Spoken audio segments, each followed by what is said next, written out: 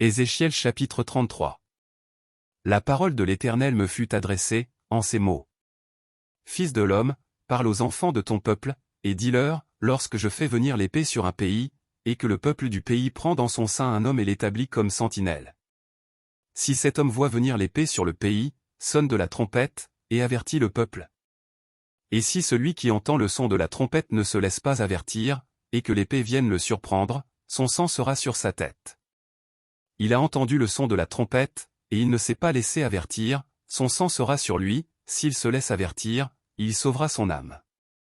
Si la sentinelle voit venir l'épée, et ne sonne pas de la trompette, si le peuple n'est pas averti, et que l'épée vienne enlever à quelqu'un la vie, celui-ci périra à cause de son iniquité, mais je redemanderai son sang à la sentinelle. Et toi, fils de l'homme, je t'ai établi comme sentinelle sur la maison d'Israël. Tu dois écouter la parole qui sort de ma bouche, et les avertir de ma part. Quand je dis au méchant, méchant, tu mourras. Si tu ne parles pas pour détourner le méchant de sa voie, ce méchant mourra dans son iniquité, et je te redemanderai son sang. Mais si tu avertis le méchant pour le détourner de sa voie, et qu'il ne s'en détourne pas, il mourra dans son iniquité, et toi tu sauveras ton âme. Et toi, fils de l'homme, dis à la maison d'Israël, vous dites, nos transgressions et nos péchés sont sur nous, et c'est à cause d'eux que nous sommes frappés de langueur, comment pourrions-nous vivre? Dis-leur, je suis vivant, dit le Seigneur, l'Éternel, ce que je désire, ce n'est pas que le méchant meure, c'est qu'il change de conduite et qu'il vive.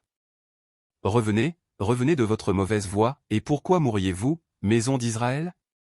Et toi, fils de l'homme, dis aux enfants de ton peuple, la justice du juste ne le sauvera pas au jour de sa transgression, et le méchant ne tombera pas par sa méchanceté le jour où il s'en détournera, de même que le juste ne pourra pas vivre par sa justice au jour de sa transgression.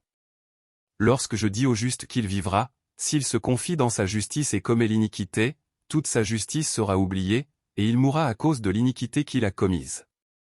Lorsque je dis au méchant, tu mourras. S'il revient de son péché et pratique la droiture et la justice. S'il rend le gage, s'il restitue ce qu'il a ravi, s'il suit les préceptes qui donnent la vie, sans commettre l'iniquité, il vivra, il ne mourra pas. Tous les péchés qu'il a commis seront oubliés, il pratique la droiture et la justice, il vivra. Les enfants de ton peuple disent, la voie du Seigneur n'est pas droite. C'est leur voie qui n'est pas droite. Si le juste se détourne de sa justice et commet l'iniquité, il mourra à cause de cela. Si le méchant revient de sa méchanceté et pratique la droiture et la justice, il vivra à cause de cela. Vous dites, la voie du Seigneur n'est pas droite. Je vous jugerai chacun selon ses voies, maison d'Israël. La 12e année, le 5e jour du 10e mois de notre captivité, un homme qui s'était échappé de Jérusalem vint à moi et dit, la ville a été prise. La main de l'Éternel avait été sur moi le soir avant l'arrivée du fugitif, et l'Éternel m'avait ouvert la bouche lorsqu'il vint auprès de moi le matin. Ma bouche était ouverte, et je n'étais plus muet.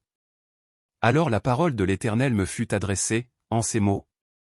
Fils de l'homme, ceux qui habitent ces ruines dans le pays d'Israël disent, Abraham était seul, et il a hérité le pays, à nous qui sommes nombreux, le pays est donné en possession. C'est pourquoi dis-leur, ainsi parle le Seigneur, l'Éternel, vous mangez vos aliments avec du sang, vous levez les yeux vers vos idoles, vous répandez le sang. Et vous posséderiez le pays. Vous vous appuyez sur votre épée, vous commettez des abominations, chacun de vous déshonore la femme de son prochain.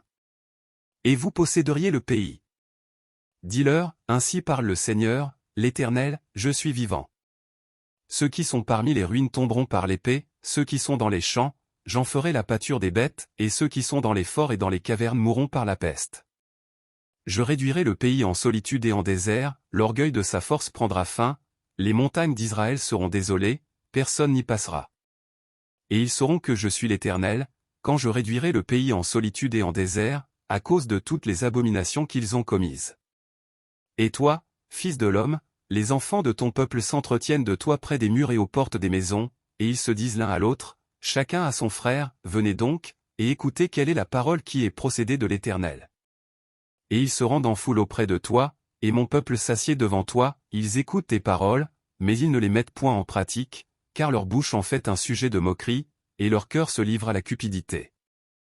Voici, tu es pour eux comme un chanteur agréable, possédant une belle voix, et habile dans la musique.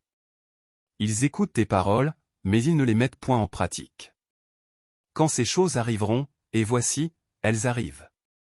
Ils sauront qu'il y avait un prophète au milieu d'eux.